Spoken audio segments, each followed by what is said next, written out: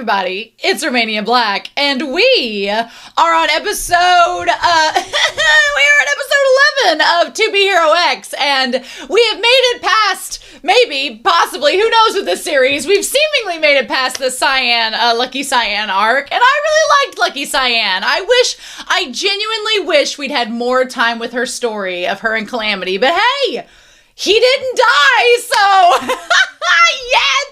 So we're going to call that a win. We're going to chalk that up as a win. But the story ended 7 years before the current timeline. The very current present we started with Lin Ling as the commoner, was year 41. And we ended with year 34, which was 7 years prior. So I'm curious to see where we're going to go from here. But before we start, I did have a couple comments I wanted to tie back to before we began. R-Star 6709 for episode 8 was very kind. Some people were trying to I don't know, the moderators were like, don't answer these comments, people are being a little rude, and I was like, but some people were like, oh, you, how do you not know what their ages are? And I was like, I finally asked the moderator, I was like, the show does not tell the ages of the characters. How am I supposed to know this? And the moderator was like, well, it's not really given in the series. It's not even in the PVs. It's through official websites and other things. And I'm like, how am I supposed to know that? So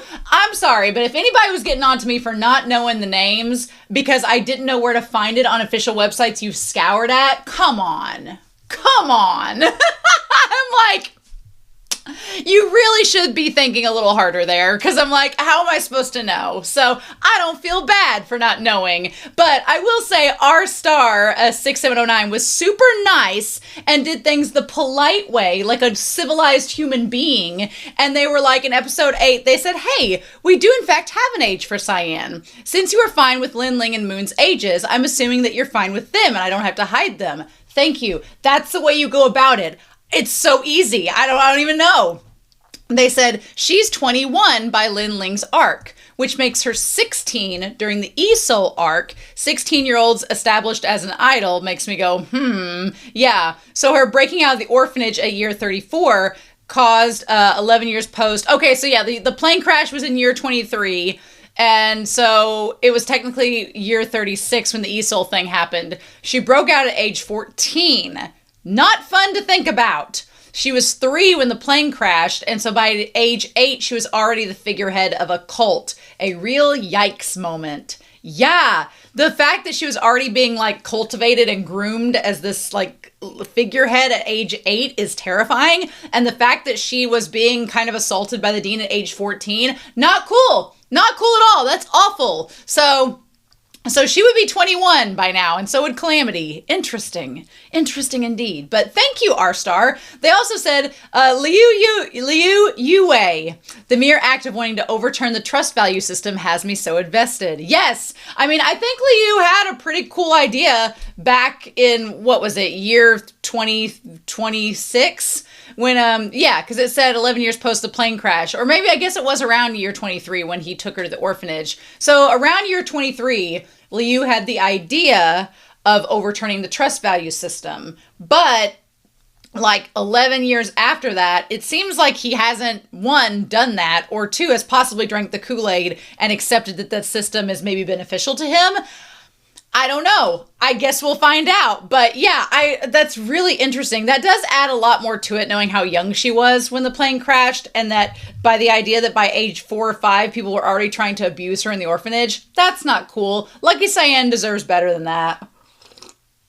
But anyway, thank you, R-Star, for being kind and posting that information. Yeah, I'm just reacting to the series. I don't get on the other media to know all of these things. So if it's not shown by the show, your girl doesn't know it. So, and I'm fine with finding out. Just be nice in the comments and be a civilized person. That's all I ask.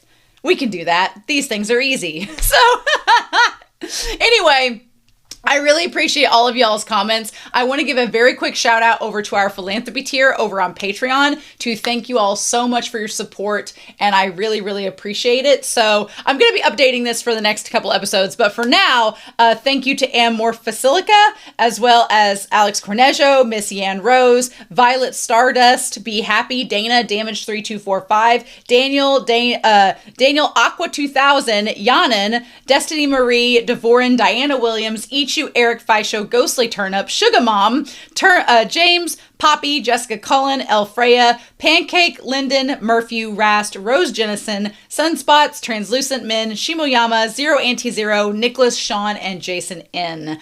I will be updating this list, but you all for now are amazing. So wonderful. Thank you so much for your support. All of my love. And thank you to everybody on Patreon. You all are fantastic for supporting me over there. Those of you on YouTube, if you can't support me on Patreon, totally understand it, but do your girl a favor, like the video, and comment down below with your thoughts. I know I have a lot of thoughts, so I'm sure everybody else does as well, but I am excited at the possibility of starting a new arc. I have no clue what that's going to have in store for us, but we're just going to find out. So with that being said, we are not going to waste any more time. We are going to start To Be Hero X episode 11, and we're going to see what we get here in 3, 2, 1, and I'll see you all on the other side.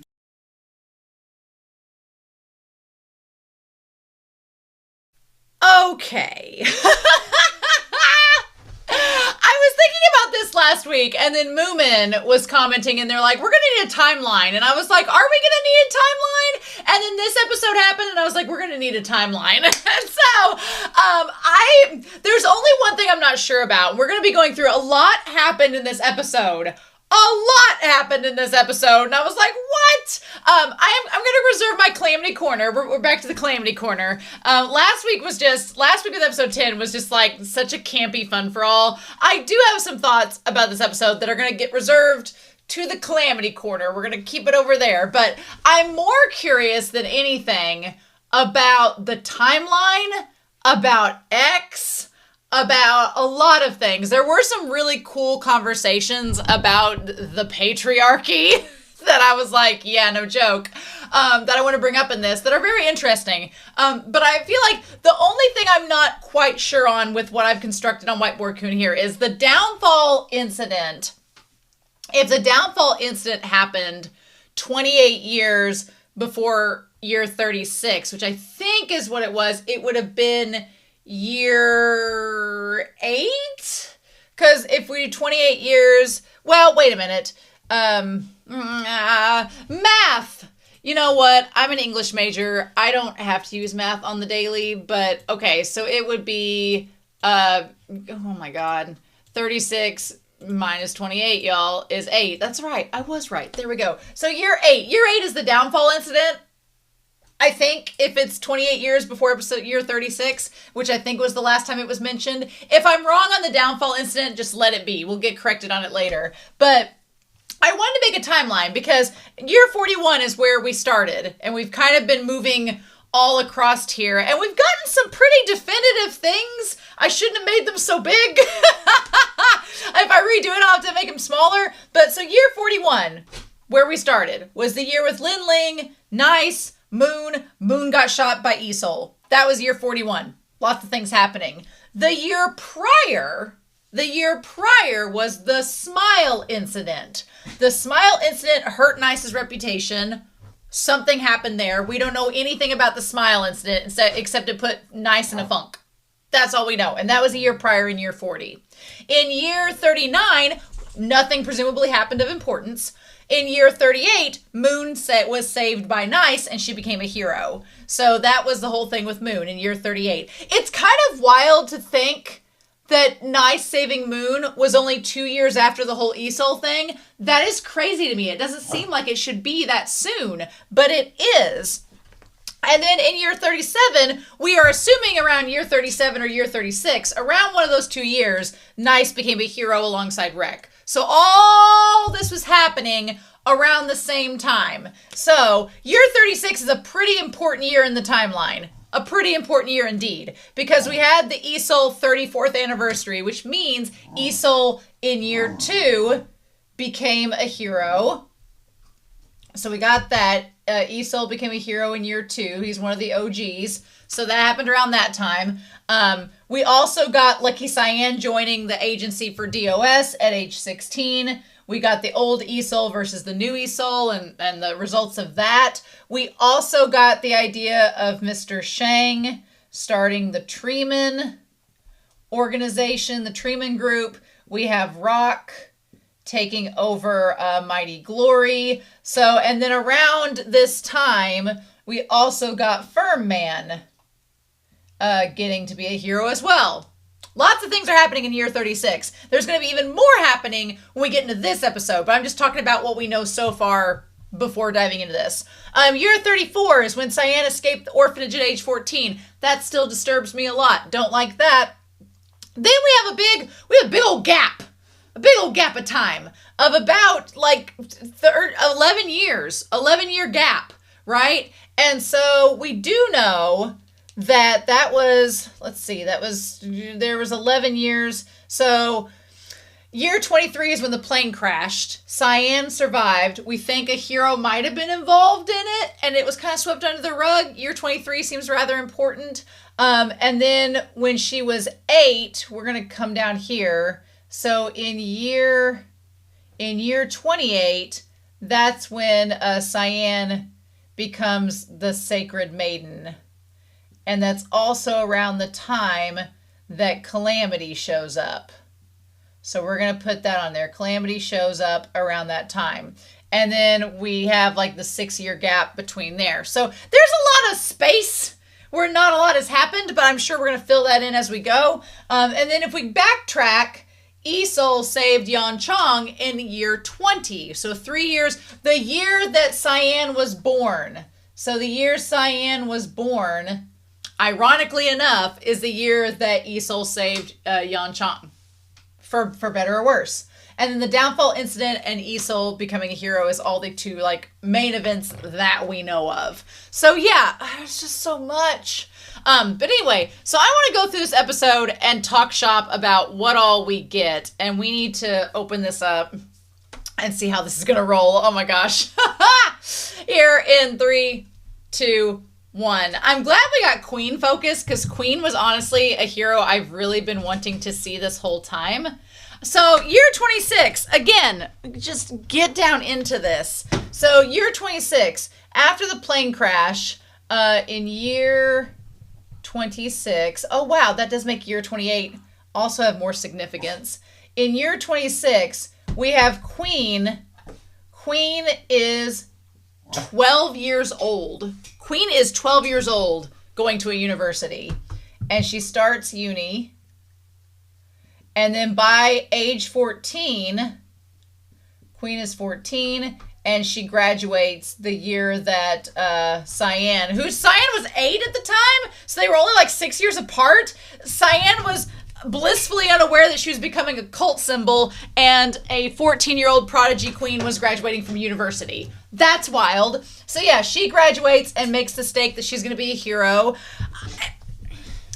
I have thoughts about Liu, the dad. Not Liu, not Yue, not the girl, not Queen. I'm going to call her Queen. But I'm going to call her Dad Liu and her Queen. But I have some thoughts about Liu after all of this, but I'm going to save it.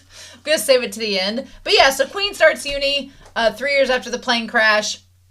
Presumably at this time, we see that Liu is still a reporter, or seems to be still a reporter. I thought he quit, but he still was in his reporter gear, but he might be working for DOS at this time. And then Queen graduates. So by the time, let's say we go 8 years later, so Queen during this timeline, in year 36 is when she faces X, who was no-named. He just became X by winning automatically, which is wild. She was at that point... she was like 22 at the time. So yeah, she was 22. She's 5 years older than Cyan, which is crazy talk, y'all. What? So she's about 21, 22 when she faced off against him. Okay.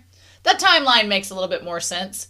But yeah, she goes into with the hero commission exam, enters it, walks in. Girl has always been ambitious, and she just instantly like passed it, aced it, 120 out of 120. This prodigy child, and she's like, I have to hurry. I need to finish the university in 2 years. I mean, granted, girl, you got your looks from your genetics from your dad. You both are very attractive people. If my 12-year-old daughter was telling me what to do, I'd be like, hold the phone. I'd be like, hold on there. But we also don't know if he's like a single dad, and maybe maybe that puts some like pressure on him to just let her do whatever she wants.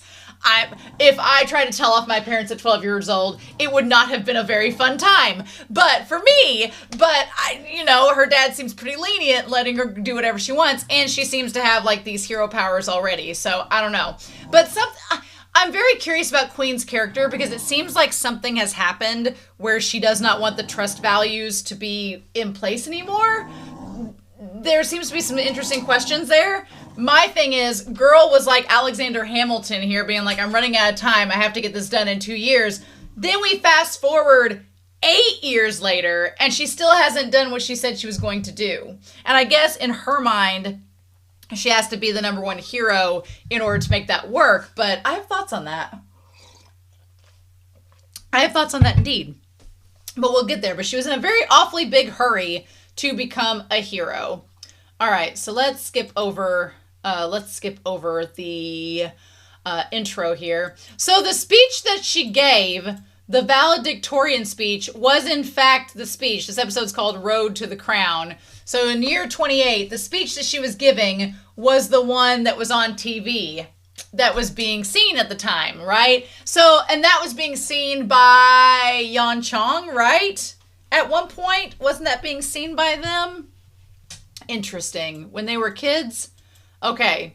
I like Queen's character a lot. She's very, like, confident. I don't want to use the word arrogant, because I think she can back it up, because she's insanely smart and talented. But man, she is, like, so confident to the point where it makes her appear arrogant. And I think that that's, like, and I like her ambition. I do. She is a little short with others, but I like her ambition. I like how she goes about things. She's very intelligent. Her drip. Oh, her year 36 drip. Oh my gosh, she looks like a witch. I love it. She's like, trust comes from others, but from above that, it comes from within. So she kind of is talking about what we've been debating on the show about, yes, others have to trust you, but we live in order to become someone in the eyes of others. But above that, trust comes from within. So the goal I set for myself to finish university in 2 years was not to become the genius you all refer to, because I believe I can be a hero and change the world. And, people kind of scoff and laugh at that. And I don't think it's necessarily because she's a woman saying it. I think it's because of her youth. I think it's because of her age. I think it's because of, like, her just, like, straight up confidence in saying it. And, she's only 14. So this would be something a 14-year-old would say. But a lot of people would scoff at it, not based on her sex, but based on the fact, be like, girl, you're 14. What have you done out in the world? Yeah, you graduated in 2 years. That's great. But what are you going to do? And I kind of understand where it comes from, because I've had some students myself in the school that I work at where have been like, there was a student that was almost 15 or 16 that had graduated homeschool, like high school, had their high school diploma, and they were going to be 16. And they were doing prerequisites to become a nurse, and they were essentially going to be an RN by the time they were 18. And the director of nursing actually told them to stop and do more schooling before getting their degree. And the student was like, well, why? And she was like, no hospital is going to hire an 18-year-old that has their RN degree because you're too young. And I was like, ooh. And they ended up choosing a different path, but the director of nursing was like, no hospital is going to want an 18-year-old RN. They want somebody with experience, and you don't have that experience. And it's like, ugh. And that was kind of, maybe that wasn't the right thing to say to them, but I think a lot of people believe in that you need some life experience before you can get that position to prove you can handle it. And I feel like Queen, she doesn't get the respect she deserves in this scene because she, you know, is so young, right? Youngsters. And I know, they're like, I do like that this woman stood up for her, saying like, you know, because it's one thing to kind of, you know, call her out on her age and her lack of experience and, you know, not understanding how the world works or according to them. But then it's another thing to like call it out because she's a woman. And the lady behind the counter is like, hey, if she wants to become X, why not? Like, what are you guys doing? You're all just sitting here daydreaming and wasting your money on booze. You know, why get on to her? Although, it reminds me how much, oh, here we go. It reminds me how much, okay, ooh, no. We're going to change that year. Okay, cool. Never mind. Hold on. So it reminds me how much in different cultures people act as service workers, because in the US, I don't know if somebody would act like that because they'd want a tip. But in this case, she doesn't seem to care. So it says 28 years since the downfall incident. So like I said, we're going to change this. The downfall incident was year 0 at the very beginning. Interesting. So the very first thing that has happened is the downfall incident. Okay. So the downfall incident, I wish we knew what it was. They've not told us yet. Is the thing that started this all off. Like at the very beginning, year 0 is the downfall incident. In those 28 years, though we've all received protection from these so-called heroes, we've been exposed to their conflicts and have suffered disasters brought about by those conflicts. And they've tried to regulate everything, but it's basically drinking poison to quench thirst. And that's because that which creates heroes is each and every living person. And the will of people cannot be defined. Only through correct guidance can we achieve better order. Now, this is getting into some interesting talk here, because what she is suggesting, and I'm going to kind of put her little manifesto over here, is this idea that, yeah, you know, we've regulated. This idea that heroes have had regulations, but they're just treating the symptoms. They're not getting to the cause. What she's saying is that we need guidance to have order. That seems to me like you're talking about a democracy versus a monarchy. And I was like, her name is Queen as hero. So in her mind, she wants to be the top hero and change the game. Now, that is the question. What does becoming the top hero get you other than the most notoriety? That is one thing I'm going to kind of put down here is like, what does X do? What does being X do? Like in terms of being a hero, you have the most popularity. So you have the most merchandising, you get the most revenue for all the companies. That seemed to be why they started the whole ranking system, was to try to rein in the heroes, get them within organized organizations to be managed so that they wouldn't go off and do rogue things. And it kind of created a system to control the heroes to an extent, because they have an end goal to get to this certain rank, but you can't get there unless you play by the rules of the game. In her mind, it seems like once she becomes at the top of the ladder, she's going to change the trust system and all that. Like, that's going to give her the power to do so. But I don't know if it would, because you would think the companies, she's basically just coming out in the open. Again, she's 14, so we can't blame her for having these thoughts. But she's at this press conference being like, hey, big CEOs, hey, big pharma, hey, everybody, I'm going to come and wreck your whole system. Hope you're okay with that, to their faces. And they're probably not. So they're probably thinking of ways to not let her do that. So it's interesting, but she's only 14. I'm more concerned with the fact that the dad, who's the reporter, who supposedly is fearful of the hero system and what they're doing behind the scenes, isn't more concerned about his daughter. But I don't know. Only through correct guidance can we achieve better order. That's why I want to become X. I have the ability to create order. Also, this lady's hat, freaking sweet. Love her. And I can use this power to reach for the top. I mean, she's like, when that time comes, I will overturn the trust value system. And I could see some people getting behind that and create a new world order. I could see some people getting behind turning over the trust system because, as we've seen from Yan Chong, the trust value system is not great for everyone. But I could also see some people being like, but I like the trust value system. It helps me. Why would we want to get rid of it? So she's creating this very interesting conversation. And I do appreciate that. I like that she's speaking from a position of power. As a woman myself, I appreciate that. I think that she's not going about it the right way, but she's 14, right? Disorder will only bring the world into chaos. I like that everyone there is like, we just wanted a graduation speech. And she was like, I'm giving you my manifesto. Shush, shush. So yeah, and I'll become a hero who will bring order to the world.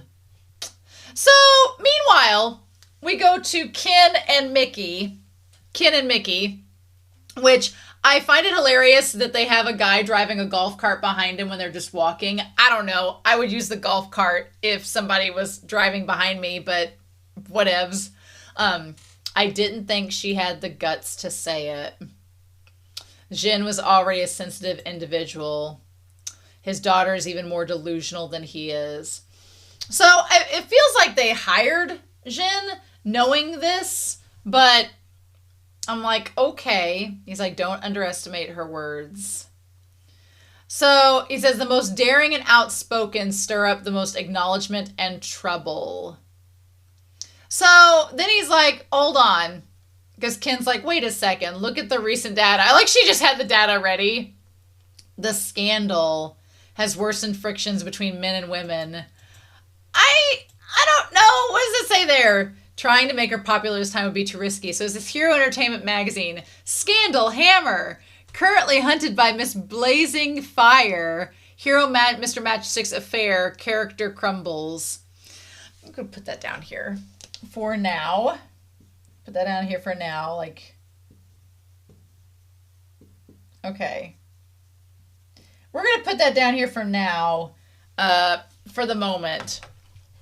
But yeah, so Ken is worried about the reputation of possibly, like, he says, who says I was only focusing on her? She will lead a new wave of female heroes to rise up. We talked about this last week with Cyan, but I don't particularly like Mickey at all, actually. I feel like Mickey is kind of misogynist. I feel like he's very misogynist. I feel like he only has women around to make him look inclusive when he, in fact, is trying to... It's like fake feminism. He's just like, well, yes, of course. Look at all these women I have work for me. Girl power, go girl boss. But he's only using them as a marketing ploy. Like, he's just using them to make his company look feminist and look inclusive when that is... It's all just for capital gain, and he doesn't actually give a shit about any of their rights or who they are or treating them like equal people. Like, he's not treating them like equals at all. He's treating them like pawns that he can use, and he believes he can do that because he doesn't believe that they're good as him. So it's just like, it's misogyny disguised as feminism, and it's kind of disgusting.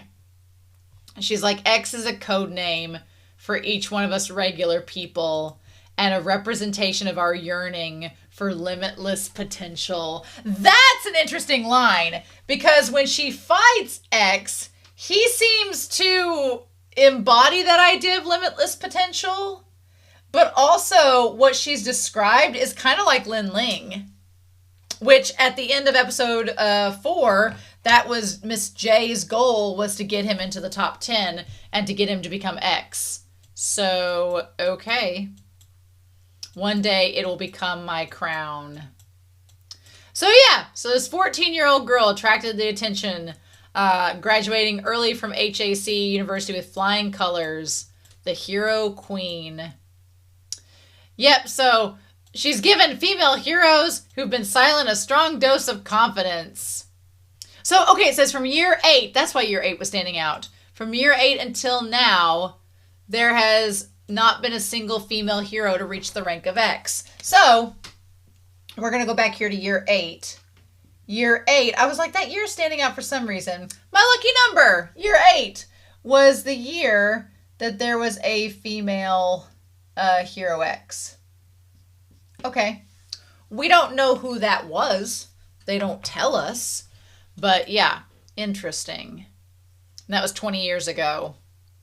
The Queen's speech is the hottest topic at the moment.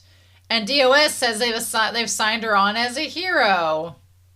And so DOS's highest ranking female hero right now, Boa. I like Boa's design a lot. She looks like a, Team Skull in Pokemon? She looks like she's like a reverse of Team Skull. They talk about changes in her life and around her. I like Boa. She was hailed as the perfect mix of beauty and power. And her words in recent interviews garnered her a lot more support. Okay. I do like the animation style that they associate with Boa. It's pretty cool. Following the Queen's rise to fame, she's now a contender for the top 10. Also love her battle axe. Love her outfit. Love the battle axe. Freaking cool. Like that she was once in the WNBA. Nice. I don't like Mickey at all. Mickey drives me crazy. This misogynist POS. Can't stand him. So yeah. So anyway, Boa's popularity skyrockets. And then we have Mr. Shang. Now in that, he has the little flower on. So to me, that represents that we do a time skip to the year 36. To me, that's what that represents. That is the only way I could think of that we would have the time skip, would be that with him. Okay, because then we have Boa on there. Yeah. On that thing there. And then there's a sign that says grateful. So, then we meet Big Johnny and Little Johnny. I have nothing against Big Johnny and Little Johnny, but where did they come from? Who are they? What are their powers? Is Big Johnny, is it his first son? Is it something he created himself out of his imagination? Is it his biological son? Do there be answers? Just, what? So, yeah. So, Big Johnny and Little Johnny. We're going to put them down here for right now. Big Johnny and Little Johnny exist. They look like characters from... there's been a lot of 1980s Thundercats reference lately. He looks like Wile E. Kit. He also looks like a Lucky Cat, which is interesting because he's in the same organization as Lucky Cyan. So, okay. We know nothing about him. Following the rise of Queen and Boa, more and more ladies are starting to want to become heroes. This is a weird... I would include it down here in the Calamity Corner to talk about later, but it's such a brief moment. I'm just going to say for the time being, this is a weird shot to show.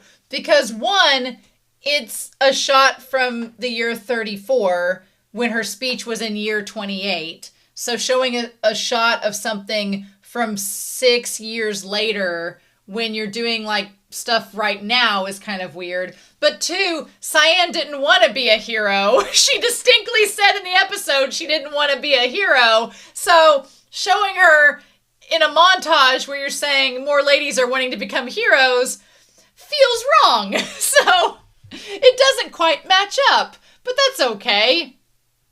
Why not? So it says DOS has successfully changed their image as a result, leaving behind their previous conflicts with MG. Maybe, we'll see. So we find out that DOS had previous conflicts with MG, which is Mighty Glory, which is where Esol was. Okay. Interesting indeed. But they've rebranded and they've once again become the top hero management company. This drip is so freaking good. The big wide-brimmed hat, the earrings, the hair, the black cape. Girl looks so bitchin'. I freaking love this. I love her outfit. She looks so freaking good. I thought this was her hero outfit. And I was like, this is hero fit. This looks amazing. I like it better than her hero battle outfit. I think this looks freaking cool. I love it. The black and white. Yeah. And so she has the ability to control things, which kind of matches up. You're watching the 16th Hero Affairs Commission Hero Ranking Tournament. Okay, so there's been a lot of these. So the 20th annual was going to be happening here. So between year 36 and 37 was the 16th. So the tourney. Okay, sometime in between there. That's when that was happening. And so around this time, Boa came out to fight against Smile. Yeah, I don't like Smile either. Last year's ex, Smile. So Smile was once the #1 hero. I don't like him. He reminds me of the one bad guy in The Boys. I don't like him. Nope. But we got Smile. I'm wondering if Smile, who was the former ex, is related to the Smile incident that happens 4 years later. I guess we'll find out. He kind of looks like Nice. Honestly, he has the same like cape and the hair and all that. I mean, it doesn't look exactly like him, actually, but it does, like, the motif is there. The hero motif looks similar to Nice, right? Except he kind of looks like an asshole. Also, we have this giant ass Coliseum, so there's that. Like Boa's design. They fight. Yeah, I'm curious. I'm very curious. But anyway, she ends up beating him. I feel like it is kind of like a cool play on, like, bronze, like Brain and Bronze, because I feel like she had the upper hand in terms of strength. But he had, like, some, like, the ability to fly, whatever, all that. We're going to get back to this. People influencing. We're going to come back to that. We're going to come back to that in this. Again, I'm saving it all for the Calamity Corner. So, anyway, they duke it out and battle. She manages to beat him, which was it was well animated. It was a really good fight scene. I liked that. And I liked her aesthetic. I liked her design. And then meanwhile, while this big battle is going on, okay. This right here, these bubbles and all this stuff right here, that looks like the Dean's power, but the Dean is not there. And now that I'm thinking about it, now that we're not looking at it as exclusively the Dean's power, the little things that came out of the aquarium that fought against Enlightener and that were involved with the boss whenever Lin Ling and Moon were at the dating interview. Is this fear? I feel like maybe this is fear being represented that the Spotlight organization uses. So we have, with Lucky Cyan, again, year 36 was a pretty big year for the Hero Commission. We had the intro of fear.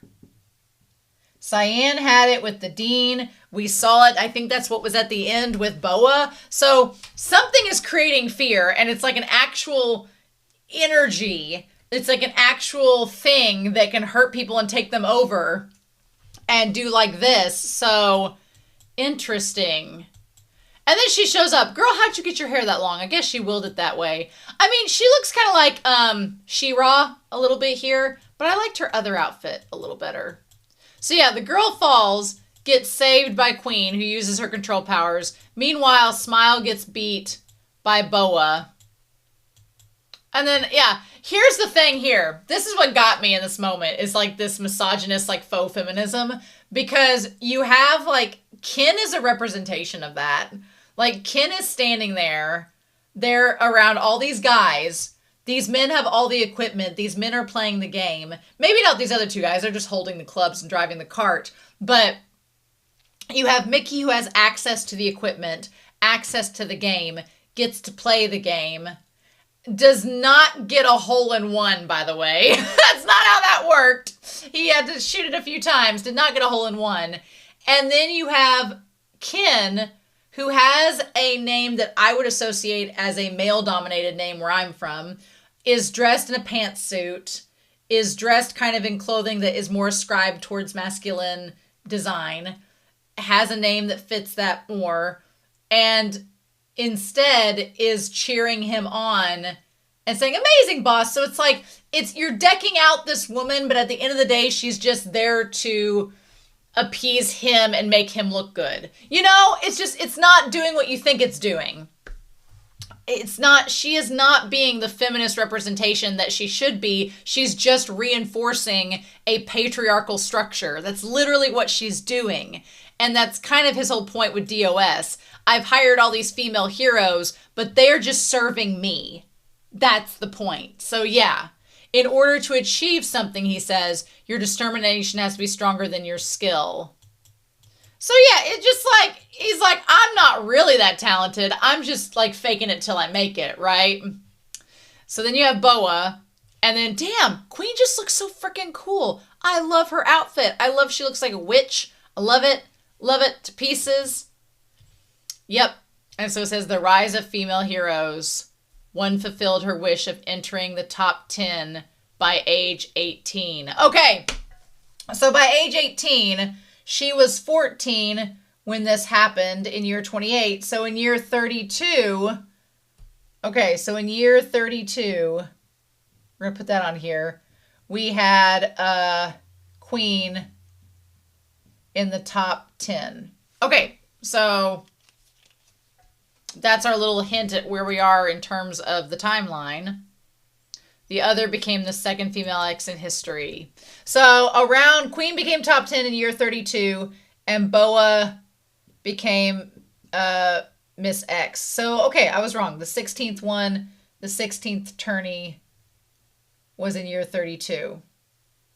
So that means 9 years later, the 29th one is going to be there. Unless, well, isn't it every 2 years? Didn't they say that every 2 years it is? So 18th, so 17th, 18th, 19th. Okay, it would be the 20th. Okay, because it's every 2 years, allegedly. I think. The timeline's kind of crazy. But yeah. So DOS is rolling in the dough here. I fought with with MG for 20 odd years. I paid the price of many painful sacrifices. So we've set up this rivalry between DOS and Mighty Glory that's been going on for like 20 years. Whatever that amounts to. Who does that involve? What does that have to do with Esau shooting moon? We'll find out maybe. But yeah, he's like, I never would have I thought that in a few short years I would surpass them completely. I do think it's interesting that we have Queen in the darkness there in the shadows and Boa in the light. I think that is interesting. And I also think is very manipulative. This is the thing. I don't know how many videos I've watched. I don't know how many articles I've read about how part of the patriarchy is to turn women against each other. And women, instead of us standing up and fighting together, men in the patriarchy try to turn women against one another. This is a prime example. This is literally that, where he talks up Queen while blatantly disregarding what Boa is talking about in all the work that she's done to get to that point. And, you know, Queen is just like, I don't want to just be given the role of X. I want to work my way up to it. But at the same time, even saying that is acknowledging to Boa that, yeah, I'm coming for your title at some point. I feel bad for Boa because I do agree she put an immense amount of work to get there. But then that's the whole point. When he says, don't forget you were chosen by me. That's the patriarchy. That's the misogyny of it all. It's, yeah, you did this, but only because I let you. Ooh, it makes me mad. It makes my feminine wiles want to reach through the screen and grab Mickey and toss him nice style off the building. But we can't do that. He's like, I know about the hidden sacrifices that you've made. So stop threatening her. She's like, I don't need someone to give me the title of X. And he's like, well, I just didn't want you guys fighting over the top ranking. I just needed to give a gentle reminder. And she's like, I don't want to talk to you. She's like, you're being fake and I don't like it. He's an asshole. I don't like him. So yeah, and Boa and Queen just don't really get along. She's like, what does she say here? She's like, I don't know what your relationship is with Mickey to have him spend all his resources on your crazed speech.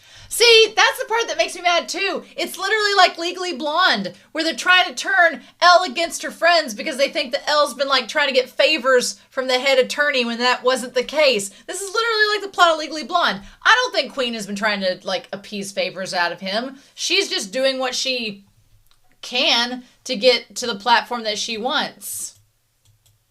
She's like, no amount of beautiful words will make you a hero. And she's like, that's why I have to change the status quo. She's like, she's like, I wouldn't be wasting time with you otherwise. And she's like, well, hey. And she tries to attack and get at her. She says, I don't want to waste time with you. So I like that Queen's power involves controlling people. It's very interesting. It reminds me of a character from Chainsaw Man that I have theories about. So interesting indeed. But we're not there. We're not going to talk about Chainsaw Man. I'm anime only. Help. But yeah, so then this creature arrives that kind of undoes her ability. Now, does her ability get undone because of this creature's power to contradict it? Or did she get distracted by how unearthly cute it is, and that's part of its ability too? Because this little cat unicorn, like Unico's adopted child, it's like Mew and Unico put together, and it like negates, is its power to negate other people's abilities? Interesting. Interesting indeed. But yeah, we know nothing about them. We know nothing about Little Johnny and Big Johnny, but apparently Big Johnny is Little Johnny's son. He looks like a little lucky cat. I'm very confused. I honestly think that it is Little Johnny's powers that is keeping her there. But I don't know if Little Johnny even knows that. I don't know. So he's 15th in the rankings, he says. So we find out Little Johnny is 15. Okay. And it seems to also work for DOS. So it would be interesting if Little Johnny's ability is like to keep you trapped. And that's why DOS keeps him around. And Big Johnny kind of reinforces that. I don't know. Yeah, it's very, very cute. He's like, this is my son. This is my son. Don't worry, he doesn't bite. You know what? Frickin' Little Johnny's out here like Reba McEntire, a single mom who works 3 jobs, who loves his kids and never stops. Gentle hands in the heart of a fire. Little Johnny's a survivor, y'all. I really do like Little Johnny and Big Johnny. I just don't trust them. I don't know what that creature's abilities are. They seem like they nullify things. I don't like them. I don't trust them. I don't understand how that works. Interesting. Because apparently Big Johnny likes everyone. Because he likes Cyan as well. He's like dropped by often. Okay, so I guess the top 15 go in the tower. We talked about that earlier because Little Johnny says he's there too. Okay. Also, it throws me off that one of the companies is called FOMO. FOMO has allowed people to socialize in new ways. I guess it's a tool. FOMO is okay, so we cut to year 34. Okay, we see that in the corner now. Year 34. So this year, oh my God, there's so much happening. We're going to push that over there. Year 34, FOMO has allowed people to socialize in new ways. DOS allow women to have stronger, more independent views. Well, thank you, DOS. Thanks for letting women have stronger and more independent views. Glad they couldn't have it before then until you came along. Maybe it's just the translation. You know what? We're going to just chalk that up to the translation. Maybe the translation's just weird on that line because I'm like, that's such a weird thing to say. But yeah, so FOMO, more people may approach becoming a hero. Yep, so, okay, and in year 34, here we go. Mr. Shang developed Tree Man in year 34. Okay, so he developed it before the ESOL incident. Interesting. Interesting. He was also, and there's a resignation of MGCOO in positions, and Mr. Rock took the place. So FOMO is a method of communication that allows even regular people to showcase themselves wherever or whenever. And the rise of heroes has reached 14.7%. I feel like FOMO is another word for TikTok, because FOMO is like fear of missing out, and TikTok is kind of like that entire system structure is based upon that. So I feel like FOMO is another word for that. It's a communication structure. And if you're talking about creating more heroes, to me, it's like creating more social influencers, right? Creating more influencers through it. So I feel like maybe FOMO is just another word for TikTok. Okay, maybe. But yeah, so it's increasing by that much. Hero management companies have emerged everywhere. Yeah, so it's like brand deals, right? Interesting. Okay. And we've also changed from traditional methods. We have to create an entirely new environment and ourselves to welcome this new brand. And so Mr. Rock has gave up his shares of FOMO, which is interesting. So we need to put that down here, that Mr. Rock with MG has no shares with it. That's interesting. Is he relying solely on Esol as his main hero? I like that this one guy is just like, oh, I didn't know that happened. And they're also with Mighty Glory. They're like, when did that happen? And so what about the Mr. Matchstick and Blazing Fire scandal? As business partners, have you guys reached a major disagreement? And this person's like, I don't know, to each his own, don't care what happens. So he's just letting Rock do whatever he wants. Sounds kind of negligent, but okay. So yeah, he takes over Mighty Glory. Now, look, you could say, I'm not going to put this in the calamity corner. You could say, like, Yan Chang, this was 2 years before the Esol incident. You didn't notice this man that looks like Rock, that also looks like Boba Man. You didn't notice. But I'm going to give Yan Chang the benefit of the doubt for 2 reasons. I'm going to give him the benefit of the doubt for 2 reasons. One, he's like an 18-year-old kid. He ain't watching the news. He ain't watching the news. He didn't see this. 2, we'll just call Clark's Kent syndrome. You know, the guy with the boba tea shop, would you believe he's the head of Mighty Glory? Probably not. So, and if this was the one time it was shown in the news, sure. I'll believe that Yan Chang didn't notice it. Okay. He's going to create MG's new myth in the next 5 years. Well, he does with Esol. So, there we go. Meanwhile, yeah, okay, what is this over here? Hold on. There is Little Johnny and Big Johnny. Big Johnny looks like a freaking kaiju. What? And then there's 2 Johnny dolls. There's a bunch over there. Oh, does this freaking thing become a kaiju? What are they? What? Are they both monsters and one's disguised itself as a human? What? I'm so curious now. I need to know things. But that looks like freaking Donnie Darko over there on the wall. Okay. Interesting. Okay, so MG's new hero, Dragon Boy, has been trending. So MG not only has Esol, but he also has this hero called Dragon Boy. Okay. All right. We didn't see Dragon Boy, I don't think, in the new timeline, so we'll see. His perverse and overly radical fighting style is receiving a heated discussion.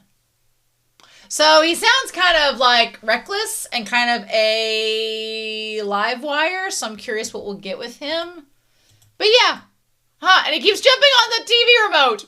So then we have Firm Man showing up again in the year 34 of our Lord. Firm Man shows up. Yep, after the falling beam, that's when his hero's created. And he's like, hey, so yeah, look, he looks like a freaking kaiju back there. What is going on? What? So yeah, don't play with the TV remote. Yeah, so freaking cute. And then, okay, so we see her. She's a good singer. I guess somebody was videotaping her around, and that's when she shows up. But that was, okay, so to get the timeline here, that was, again, she showed up around the year 34. So she was with...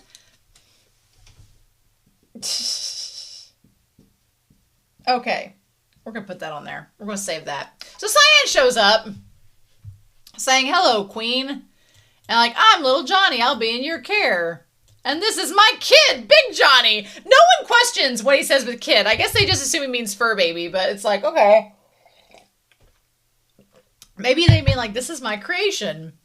Maybe it's his creation. Maybe he just made him up, Big Johnny. He's like, oh, he's absolutely adorable. He likes you too. Big Johnny likes everybody. So supposedly, Big Johnny and Little Johnny think they've gotten good luck, but Queen is not believing in luck, so oddly enough, she does not get the luck from Cyan, which the dean and Mr. Mickey had kind of been saying back, talking about how luck works, but it did not. They did not get the luck from her, so that's interesting.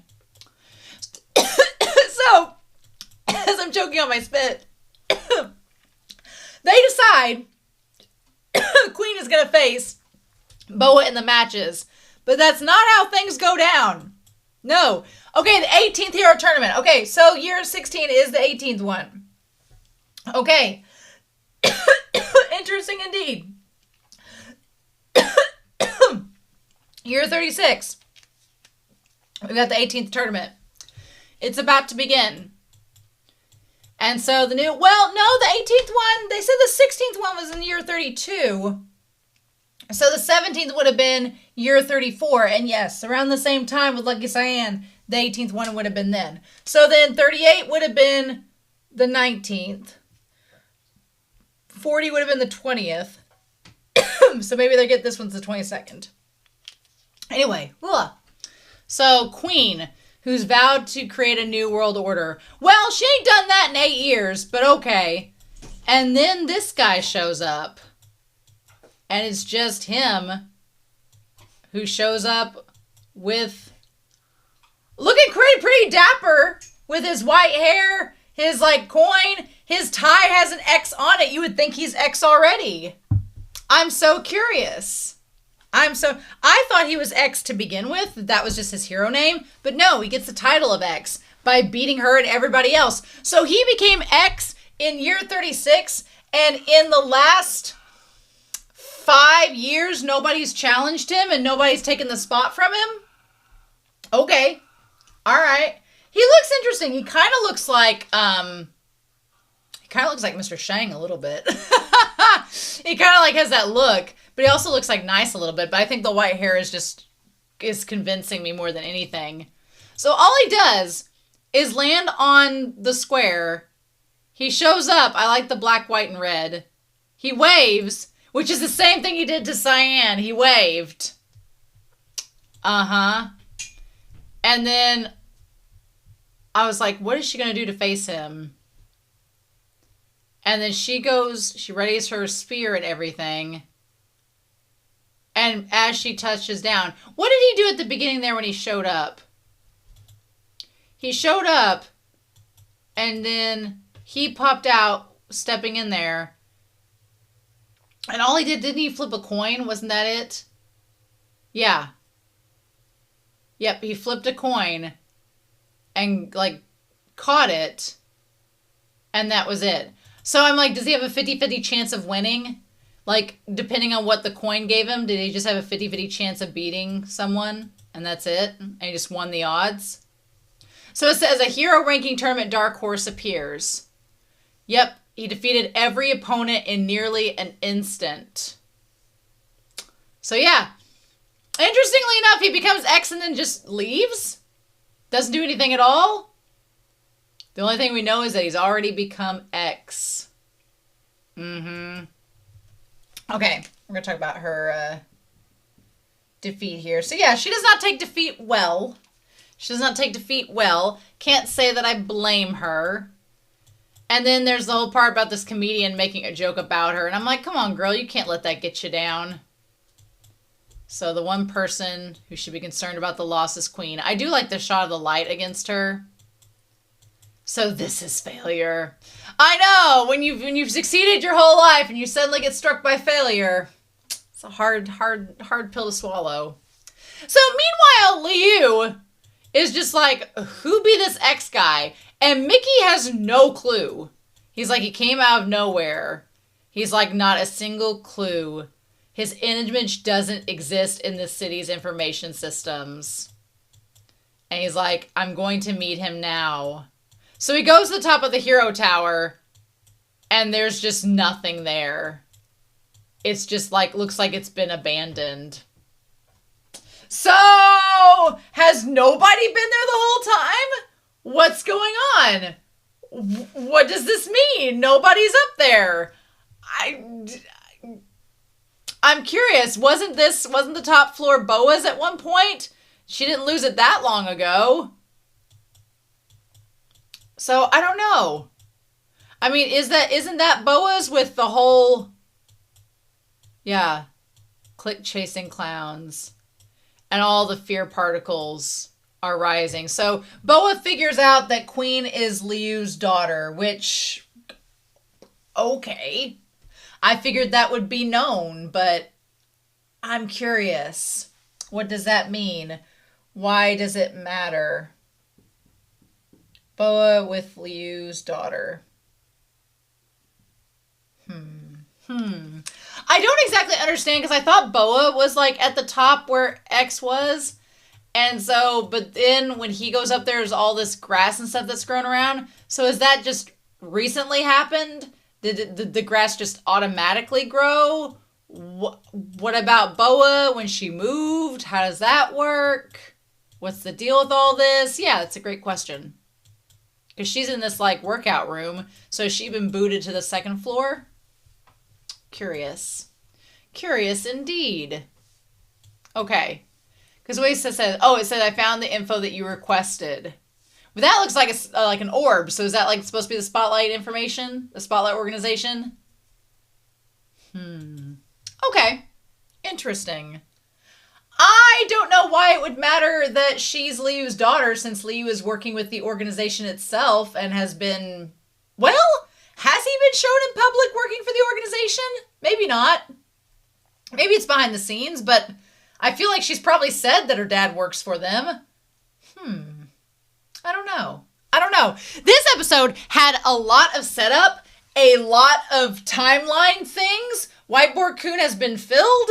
I have lots of thoughts. I have lots of questions. I'm curious. I want to kind of talk a little bit about a Calamity Corner of just some things that I'm like, what do we do with this? So, the Cyan timeline from years 34 to 36 is still a little bit like, it could be fleshed out better, because I feel like they just, in this episode, it seems like she joined in year 34, but then in year 36, she barely knew them. So, like, what? So, the timeline there is still a little funky. Still a little funky for me. What does being X do? How influential is it?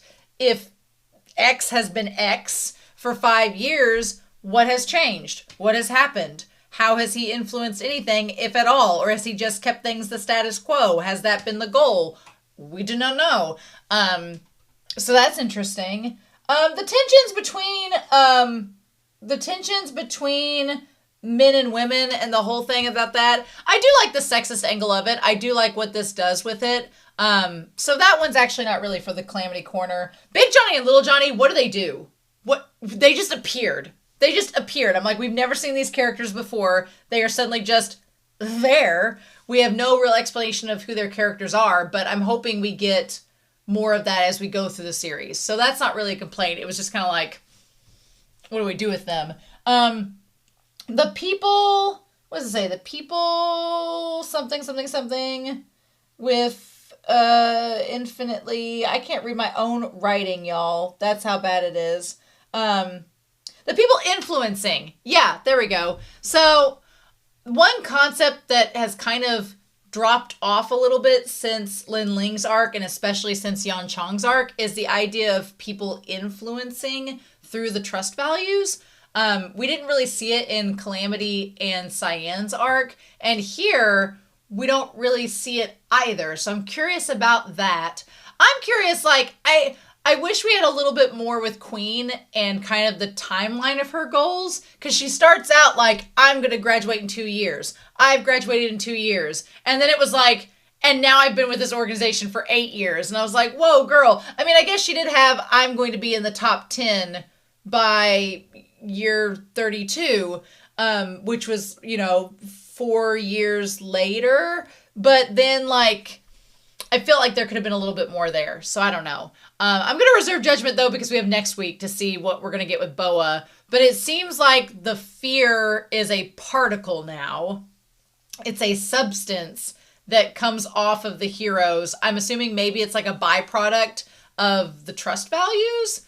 That maybe it's a byproduct, like the fear of losing that trust values creates this byproduct. I don't know. They've not really explained that. So I guess we'll see. I also wish we'd got more of the Spotlight organization. We're like, next week is episode 12, which is like halfway through the season. And I'm like, I kind of want more about the Spotlight organization, but maybe we'll get more of that next week. So anyway, I'm curious to hear your thoughts down below. What an episode. Lots going on, but I'm fascinated. I cannot wait to see what we get with Queen. Love her outfit. So good. But now X has me intrigued. There's lots of things that have me intrigued. I want to see what's going to happen next. So anyway, I'm excited to hear your thoughts down below. I hope you all have a wonderful week. Please stay safe, take care, and yeah, I'm back very soon with more of To Be Hero X. And I'll see you then. Bye.